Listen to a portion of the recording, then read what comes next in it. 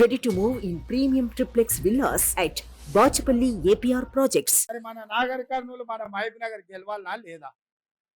మరి గెలవాలంటే ఎవరు కష్టపడాల్సింది? మన 12 మందిని గెలిపించింది మీరే కదా. మరి రేపైనా ఈ 2 గెలిపించాల్సింది, తెలంగాణలో 14 గెలిపించడానికి ఆశీర్వదించాల్సింది మీరే కదా మిత్రులారా.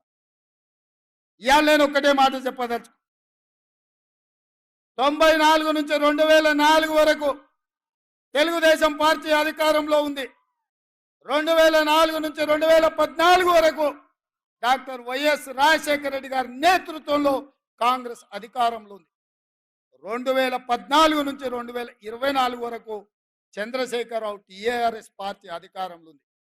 ఇవాళ ఈ వేదిక మీద నుంచి చంద్రశేఖరరావు మందేసినవో మంది వేయలేదో నాకు తెలియదు, నువ్వు వండుకున్నావో పండుకోలేదో నాకు తెలియదు. వాళ్ళ ఇంట్లో నేను చెప్తున్నా, లేపూరి చంద్రశేఖరరావుని టీవీ చూపించు రేవంత్ రెడ్డి ఏం చెప్తున్నాడు. 2024 నుంచి 2034 వరకు కాంగ్రెస్ పార్టీ తెలంగాణ గడ్డ మీద ఈ 10 ఏళ్ళు ప్రభుత్వం ఉంటుంది. మువ్వెన్నెల జెండా తెలంగాణ గడ్డ మీద ఎగరేస్తాం. ఇది మా కార్యకర్తల మీద ఆనా. పాలమూరు బిడ్డగా నేను మాటిస్తున్నా. 10 ఏళ్ళు తెలుగుదేశం, 10 ఏళ్ళు కాంగ్రెస్, 10 ఏళ్ళు బీఆర్ఎస్, మళ్ళా 10 ఏళ్ళు పాలమూరు బిడ్డగా చెప్తున్న కాంగ్రెస్ ప్రభుత్వం. ఇందిరమ్మ రాజ్యం ఉంటది. దళితులకు, గిరిజనులకు, బడుగులకు, బలైన వర్గాలకు, ఆదివాసీలకు, మైనారిటీలకు, మహిళలకు, నిరుద్యోగ యువకులకు, ఉద్యమకారులకు, అమరవీరుల కుటుంబాలను ఆదుకొని బాగు చేసే బాధ్యత నాది.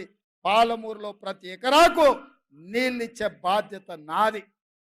నాకు వయసు ఉంది, ఓపిక ఉంది. ఎవడన్నా అటు ఇటు చేస్తే తోక గత్తిరిచ్చే కత్తెర నా జేబులోనే ఉంది బిడ్డ. అందుకే మిత్రులారా, ఇది మళ్ళీ మళ్ళీ వచ్చే అవకాశం కాదు. ఈ అవకాశాన్ని జారవిడ్చుకుంటే 10 మంది ముందల పలసనైపోతాం. పాలమూరు బలహీన పడుతుంది. పాలమూరు మళ్ళీ ఎడారిగా మారుతుంది.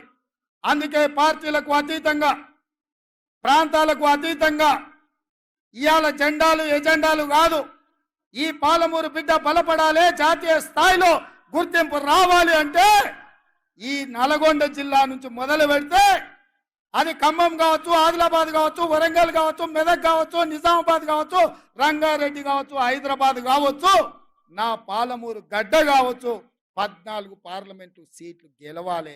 రాహుల్ గాంధీ దేశానికి ప్రధానమంత్రి కావాలి. రాహుల్ గాంధీ కశ్మీర్ నుంచి కన్యాకుమారి వరకు 150 రోజులు 4000 కిలోమీటర్లు ఎర్ర టెండలో మంచు కొండలో పాదయాత్ర చేసినప్పుడు మొట్టమొదట కృష్ణా నదిని దాటుకొని కర్ణాటక నుంచి ఈ పాలమూరి గడ్డ మీద పాదం మోపిండు మన నాయకుడు. తెలంగాణలో పాదయాత్ర ఈ పాలమూరులోనే ప్రవేశించిండు. మిత్రులారా, కృష్ణా ఎట్లా పరవళ్ళు తొక్కి మన ప్రాంతానికి వచ్చిందో రాహుల్ గాంధీ గారు కూడా అదే విధంగా మన ప్రాంతంలో పాదయాత్ర చేసిండు. మరి మీ బిడ్డని ఇవాళ ముఖ్యమంత్రిని చేస్తే మనం రుణం తీర్చుకునే బాధ్యత లేదా అని నేను అడుగుతున్నాను.